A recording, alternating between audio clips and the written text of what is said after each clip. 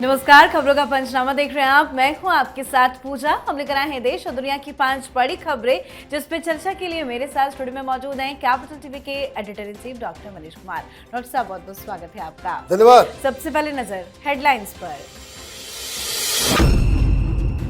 गालीबाज प्रदर्शनकारियों को पीएम मोदी ने किया माफ, कहा बच्चों को सही रास्ता दिखाने की जरूरत। पीएम के वीडियो पर भड़का विपक्ष ने पीएम से देश से माफी मांगने की अपील। सीजेपी प्रदर्शन के बाद डिजिटल नेटवर्क पर दिल्ली पुलिस की पैनी नजर। यूट्यूबर्स और इन्फ्लुएंसर्स जांच के दायरे में। 180 से ज्यादा सोशल मीडिया हैंडल पुलिस के रडार पर। साधु के वेश में संसद में प्रदर्शन करना विपक्ष को पड़ा भारी। राहुल गांधी, पप्पू यादव और अवधेश प्रसाद पर दर्ज हुई एफआईआर। E20 पेट्रोल पर छिड़ी सियासी जंग। केजरीवाल शुरू करेंगे देशव्यापी अभियान। इथेनॉल के खिलाफ 4 अगस्त को पीएम आवास तक मार्च करेंगे अरविंद केजरीवाल। अजीत डोभाल को मिला लोकमान्य तिलक पुरस्कार। अमित शाह ने डोभाल की जमकर की तारीफ। कार्यक्रम में बोले, देश की सुरक्षा मजबूत करने में डोभाल ने निभाई अहम भूमिका। खबरों की शुरुआत में सबसे पहले बात पीएम मोदी की दरिया दिली की। कॉकरोच जनता पार्टी के प्रदर्शन में शामिल गालीबाज प्रदर्शनकारियों को प्रधानमंत्री नरेंद्र मोदी ने माफ कर दिया है। अपने सोशल मीडिया हैंडल्स पर जारी वीडियो संदेश में प्रधानमंत्री ने कहा कि बच्चों से गलती हो जाती है, जैसे दांतों के बीच जीभ आ जाती है, लेकिन दांत और जीभ दोनों हमारे हैं, उसी तरह से बच्चे भी तो अपने ही हैं। बच्चों को कोर्ट कचहरी के चक्कर कटवाने की जगह उनको समझाने और सही रास्ता दिखाने की जरूरत है। पीएम मोदी के इस वीडियो संदेश की तारीफ हर जगह हो रही है, तो वहीं राजनीति भी शुरू हो गई है। कांग्रेस, आम आदमी पार्टी ने सवाल खड़े किए हैं, तो वहीं राहुल गांधी ने प्रधानमंत्री नरेंद्र मोदी के ऊपर देश के युवाओं और छात्रों की गंभीर चिंताओं को दूर करने में पूरी तरह नाकाम रहने का गंभीर आरोप लगाया है। राहुल गांधी का स्पष्ट कहना है कि देश के छात्र प्रधानमंत्री से किसी भी प्रकार की माफी पाने के मोहताज नहीं है, बल्कि असलियत में छात्र ही प्रधानमंत्री से माफी के असली हकदार है। सर, पीएम मोदी ने तो सभी गालीबाज युवाओं को माफ कर दिया है, लेकिन विपक्ष को क्यों बुरा लग रहा है? देखिए, बड़ा होने का ये निशानी है कि आप अपने छोटे को माफ करते हैं। ये बहुत नेचुरल और नॉर्मल सी प्रक्रिया है। प्रधानमंत्री मोदी ने दरिया दिली दिखाई। राहुल गांधी का देखिए क्या हाल है। आज 3 एफआईआर हुए क्योंकि कर्नाटक के अंदर राहुल गांधी को किसी ने उसी तरह की गालियां दे दी। एफआईआर तुरंत दर्ज हो गया, गिरफ्तारी सब कुछ। तो ये डेमोक्रेसी, मोहब्बत की दुकान राहुल गांधी ना चलाए। क्यों मिर्ची लगी है? प्रधानमंत्री मोदी इंस्टाग्राम पे 5 वीडियो बनाए, इनके सारे एल्गोरिदम फेल। प्लीज समझिए बात को। और कल तक जो लोग गालियां दे रहे थे वो माफी की वीडियो लगा रहे हैं कि मोदी जी हमसे गलती हो गई। राहुल गांधी और उनके तमाम चट्टे बट्टे इस प्लान में थे कि गालियां दी जाएगी और उनके ऊपर एक्शन होगा और भी लोग सामने आएंगे और गालियां पड़ेगी। यही इनकी सोच थी कि प्रधानमंत्री मोदी माफी मांगे तब छोड़ेंगे, अदरवाइज रोज गाली दिलवाओ इन लोगों को। लेकिन युवाओं ने कांग्रेस पार्टी के इस जाल को, इस साजिश को समझ लिया और जैसे ही ये जो आंदोलन खत्म हुआ और आंदोलन की सच्चाई सामने आई कि हर जगह गुंडे, मवाली, बदमाश, चोर, डकैत, लुटेरे और बलात्कारी ये छात्रों के आंदोलन में घुसे हुए थे, लोगों ने माफी मांगना शुरू कर दिया। तो ये कांग्रेस पार्टी झलझला रही है, बौखला रही है कि हमारा सारा प्लान जो है वो चौपट हो गया। जी, तो पीएम मोदी ने गालीबाज प्रदर्शनकारियों को माफ कर दिया है, तो वहीं सीजेपी प्रदर्शन के बाद डिजिटल नेटवर्क पर दिल्ली पुलिस की पैनी नजर बनी हुई है। यूट्यूबर्स और सोशल मीडिया इन्फ्लुएंस जांच के दायरे में बने हुए हैं, जो इस प्रदर्शन को लेकर वीडियो बना रहे थे। प्रदर्शन से जुड़े वीडियो और पोस्ट की पड़ताल की जा रही है। इसके साथ ही लाइव स्ट्रीम और वायरल कंटेंट की जांच भी तेज कर दी गई है। प्रदर्शन को लेकर बनाए गए वीडियो में भ्रामक और आपत्तिजनक सामग्री पर पुलिस का एक्शन है। एडिटेड वीडियो और फर्जी नैरेटिव की जांच की जा रही है। ऐसे में मूल फुटेज से वायरल वीडियो का मिलान भी शुरू कर दिया गया है, जिसके बाद 180 से ज्यादा सोशल मीडिया हैंडल रडार पर है जिनके कंटेंट की जांच की जा रही है। वहीं फर्जी जानकारी फैलाने वाले अकाउंट्स की जांच हो रही है जिन्होंने प्रदर्शन के दौरान और उसके बाद में इसको लेकर भ्रामक वीडियो या फिर गलत जानकारी फैलाई। फेसबुक, इंस्टाग्राम, एक्स और यूट्यूब को नोटिस भी जारी किया जा चुका है। आपत्तिजनक पोस्ट और वीडियो हटाने के निर्देश दिए गए हैं। डिजिटल न्यूज पोर्टल्स की भूमिका भी जांच के घेरे में है। सर, क्या इन्फ्लुएंसर्स और यूट्यूबर्स अब फंसने वाले हैं जो जांच के दायरे में हैं? बिल्कुल, क्योंकि ये जो 180 को जो चिन्हित किया गया है वो चिन्हित किया गया है उन लोगों को कि जिन लोगों ने मिस इन्फॉर्मेशन फैलाया, अफवाह फैलाई, झूठी जानकारी दी कि ये हो रहा है, ये हो रहा है, वहां पे गोली चल गई, वहां कुछ लोगों ने कहा कि भाई मौत की खबर भी अफवाह के रूप में फैली। अब ये सारी चीजों को पकड़ा जा रहा है। ऐसे 180 इन्फ्लुएंसर्स, ये जो एक नई प्रकार की एक पौध सब क्रिएट हुए हैं कि भाई इन्फ्लुएंसर वाली, बस कैमरा उठाया और चालू हो गए, गाली भी दिया, कुछ भी किया, जर्नलिस्ट भी बन गए, डॉक्टर भी बन गए। आजकल देखिए कितनी लोगों की जिंदगी खराब हो रही है कि ये तबीयत ठीक करना है तो वो ये मिला लो, ये मिला लो, हल्दी में कुछ मिला दो, ये मिला दो। ये सब इन्फ्लुएंसर बने हुए हैं, ये सब influencer. This practice has to stop somewhere. लेकिन अभी इस कहानी में क्या है कि जिन लोगों ने अफवाह फैलाई, अब जो जानकारी आ रही है कि इन लोगों ने जो कुछ भी वीडियो फैलाया या फॉल्स इंफॉर्मेशन दी, उसको एक्चुअल से मिलान किया गया और मिलान करने के बाद 180 लोग इसमें कल्पेबल पाए गए। इसमें बड़े बड़े यूट्यूबर्स भी हैं, बड़े बड़े। और सबसे बड़ी चीज जो आज की जानकारी वो ये है कि लीगल ओपिनियन लिया जा रहा है। जैसे आप देखिए कि जैसे प्रदर्शनकारी में सब थे, गुंडे बदमाश जो थे उनके ऊपर केस चल रहा है ना। ये इन्फ्लुएंसर कैटेगरी जिनके पास पत्रकारिता की डिग्री नहीं, पत्रकारिता का कोई एक्सपीरियंस नहीं, और ये सब जो बने हुए थे तुर्रम खान, उन लोगों के ऊपर तो कार्रवाई बहुत जबरदस्त होने जा रही है।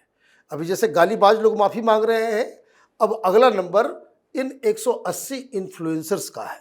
बिल्कुल, चलिए बढ़ते हैं आगे। वाराणसी में राहुल गांधी और 2 सांसदों पप्पू यादव और अवधेश प्रसाद के खिलाफ एफआईआर दर्ज हुई है।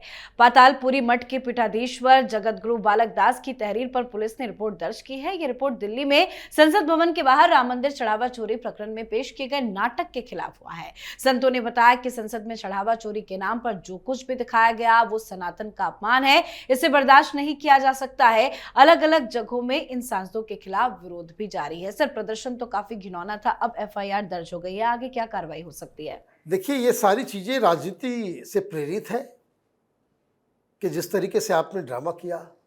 लेकिन एक बात समझ में नहीं आ रही, ये इतना बवाल मच रहा है इस मुद्दे के ऊपर कि ये पप्पू यादव, मैंने दो पप्पू एक साथ जो नजर आए वीडियो बनाने में, ये क्या हुआ? अखिलेश यादव साइलेंट हो गए क्योंकि उनको समझ में आ गया कि कांग्रेस पार्टी ने उनके साथ खेल कर दिया।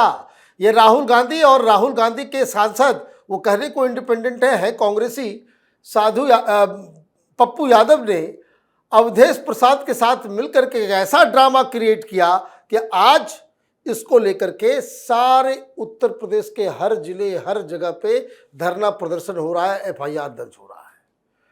अब आपने साधुओं का, भगवा रंग का आपने न सिर्फ इज्जत नीलाम किया, बल्कि सबसे प्रॉब्लमेटिक वो हो गया कि जब ये पप्पू यादव प्रभु श्री राम की तस्वीर को ये अवधेश प्रसाद के पैर पे जाकर के रख दिया। अपमान ऐसा वैसा नहीं हुआ है ये मामला। अब अच्छा, आपने मौका दे दिया भारतीय जनता पार्टी को, अब चढ़ावा चोरी का जो है बीन बजाते रहो। अब बीजेपी वाले अब छोड़ेंगे नहीं। ये सारे संत समाज जो है वो सड़क पे आ गए हैं, कहीं अर्थी निकल रही है तो कहीं पे पुतला जलाया जा रहा है, कहीं जो है वो तमाम तरह की चीजें अब हो गई। मतलब आप ये देखिए कि बैठे बिठाए आपने पैर पे कुल्हाड़ी मार ली और एक अच्छा खासा मुद्दा ये अखिलेश यादव के हाथ से निकल गया। निकला नहीं, राहुल गांधी ने साजिश के तहत ये काम किया कि ताकि अखिलेश यादव चुनाव नहीं जीत सके। जी, तो संसद परिसर में विपक्ष का घिनौना प्रदर्शन जिसमें एक्शन की मांग की जा रही है, तो वहीं अरविंद केजरीवाल ने एक बड़े विरोध प्रदर्शन का ऐलान किया है। अरविंद केजरीवाल ने ऐलान करते हुए कहा है कि वो 4 अगस्त को प्रधानमंत्री नरेंद्र मोदी के आवास तक मार्च करेंगे और केंद्र की E20 फ्यूल पॉलिसी में बदलाव की मांग करने वाली नागरिकों की एक याचिका सौंपेंगे। कंस्ट्रक्शन क्लब ऑफ इंडिया में E20 फ्यूल पर आयोजित एक टाउन हॉल मीटिंग को संबोधित करते हुए केजरीवाल ने कहा कि मैं मंगलवार दोपहर अर्जियां इकट्ठा करूंगा और करीब 100 लोगों के साथ लोक कल्याण मार्ग स्थित नरेंद्र मोदी के आवास तक मार्च का नेतृत्व करूंगा। बातचीत के दौरान केजरीवाल ने यह भी कहा कि लोगों ने सरकार के सामने 3 मुख्य मांगे रखी है। पहली मांग, पेट्रोल पंपों पर उपभोक्ताओं के पास रेगुलर पेट्रोल और E20 फ्यूल के बीच चुनने का विकल्प होना चाहिए। दूसरी मांग, पेट्रोल की कीमतें मौजूदा 84 रुपए प्रति लीटर से कम की जानी चाहिए और तीसरी मांग है कि एथेनॉल की कीमत कम की जानी चाहिए। सर, अब अरविंद केजरीवाल भी कह रहे हैं कि पीएम मोदी के आवास के पास वो प्रदर्शन करेंगे। देखिए, उनको इथेनॉल से कोई लेना देना नहीं है, कोई उनको पैसा नहीं देना पड़ता है खुद को। समस्या क्या है कि ये जो छात्र आंदोलन हुआ, राहुल गांधी प्रधानमंत्री के घर को घेरे, ये कंपटीशन चल रहा है पंजाब के लिए, गुजरात के लिए, जहां केजरीवाल का मुकाबला राहुल गांधी से है। तो प्रधानमंत्री मोदी को तो के घर जाकर के धरना प्रदर्शन करके चले आए राहुल गांधी। अब केजरीवाल भी करना चाह रहे हैं, लेकिन वो मुद्दा तो खत्म हो गया। गाली वाली के चक्कर में बर्बाद हो गए ये लोग, इन लोगों की साजिश सामने आ गई। मालूम चला ये सब कॉकरोच जो है इन्हीं के गंदे नाली से निकले हुए लोग सब हैं। ये सारी चीजें तो सामने आ गई। तो अब इन्होंने तुरंत मुद्दा बदला और ये क्या चाह रहे हैं, ध्यान से समझिएगा। वो 1 किलोमीटर दूर तक नहीं जा पाएंगे, जहां से वो शुरू करेंगे वहीं पर उनको गिरफ्तार कर लिया जाएगा। गिरफ्तार कर लिया जाएगा, लेकिन नाटक नौटंकी करेंगे, जैसे राहुल गांधी कर रहे थे ना, ऐसे वैसे फोटो खिंचवाना। तो वो ही wants to come back into the same form. जो केजरीवाल चारों तरफ से लटका हुआ है, उसको खींच के लेके जा रहा है, वाटर कैनन। 100 आदमी की बात की है, अगर 100 आदमी से ज़्यादा वहाँ पे होता है तो और भी परेशानी होगी। और जिस तरीके से आपने सीधे सीधे प्रधानमंत्री के घर को घेरने की बात कर दी, इसका मतलब है कि आपके इंटेंशंस वो सही नहीं है। और इसीलिए ये 4 तारीख मैं शुरू से कह रहा हूँ कि अगला 3 महीना बड़ा मुसीबतों वाला है कि कभी केजरीवाल E20 तो कभी मालूम चलेगा ऑटो वाले कर रहे हैं, कभी मजदूर कर रहे हैं, कभी किसान कर रहे हैं, कभी वकील। ये प्रॉब्लम अगले 3 महीने तक चलेगा, क्योंकि सरकार ने बहुत ही उसको कहते हैं कि सॉफ्टली इन नक्सलियों के, इन छात्र आंदोलन के बीच में जो नक्सली वगैरह जो घुसे, उसको टैकल करने में कहीं ना कहीं कुछ आपने सिग्नल दे दिया कि सरकार भीड़ देख करके डर जाती है। इसलिए अगले 3 महीने तक ये जो है वो चलता रहेगा। जी, अब बात आज की आखिरी खबर की। अमित शाह ने आज पुणे में आयोजित एक समारोह में राष्ट्रीय सुरक्षा सलाहकार अजीत डोभाल को लोकमान्य तिलक राष्ट्रीय पुरस्कार 2026 से सम्मानित किया है। कार्यक्रम में शाह ने अजीत डोभाल की जमकर तारीफ की है।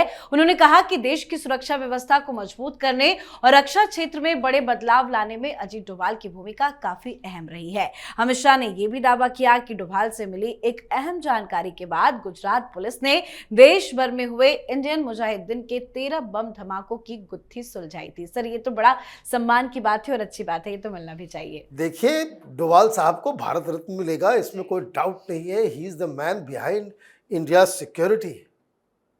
और सबसे बड़ी चीज क्या है, इनके कमिटमेंट पे कोई जो है वो प्रश्न चिन्ह नहीं है।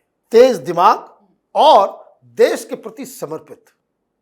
पहले भी देश में NSA हुए, नेशनल सिक्योरिटी एडवाइजर से पहले भी हुए, सब पॉलिटिक्स करते थे। उनका प्रधानमंत्री से एक्सेस होता है तो वो पॉलिटिकल इंटरफेरेंस भी करते हैं। डोभाल साहब बिल्कुल सेट है। वो कभी पॉलिटिक्स के अंदर जाते नहीं, भाई क्या कर, उनको कोई लेना देना ना उससे है। इसलिए कितनी सारी फिल्में उनके ऊपर बन गई, धुरंधर वगैरह, सारा कुछ जो है सब डोभाल का दिमाग है। कोई मुझे बता रहा था, जब डोभाल साहब को प्रधानमंत्री मोदी ने NSA नियुक्त किया, the first sentence he said कि आपको 2.5 फ्रंट के ऊपर लड़ने की तैयारी शुरू कर देनी चाहिए। 2.5 दो बॉर्डर तो हमको समझ में आ गया, चाइना पाकिस्तान, और आधा बॉर्डर जो है वो हिंदुस्तान के दुश्मनों से लड़ने के लिए। और तब से बहुत सारी कहानी, बहुत सारी चीज़ें जो है अभी उनके कारनामे, जो पिछले नोटबंदी हो कि 370 हो या फिर बहुत सारी चीज़ें हैं ऐसी ऐसी इंटरेस्टिंग चीज़ें, तो ये बहुत वेल डिजर्व्ड व्यक्ति हैं। और ऐसा एनएसए हो, वो देश जो है वो उसको अभिमान करना चाहिए कि ऐसे ऐसे लोग उस पोजीशन पे बैठे हुए हैं। जी बिल्कुल, बहुत बहुत धन्यवाद सर बातचीत के लिए। धन्यवाद। तो खबरों का पंचनामा में आज के लिए फिलहाल इतना ही। देश विदेश की बाकी खबरों और उनके सटीक एनालिसिस के लिए देखते रहिए कैपिटल टीवी। हमें लाइक कीजिए, शेयर कीजिए और कैपिटल टीवी को सब्सक्राइब कीजिए। नमस्कार।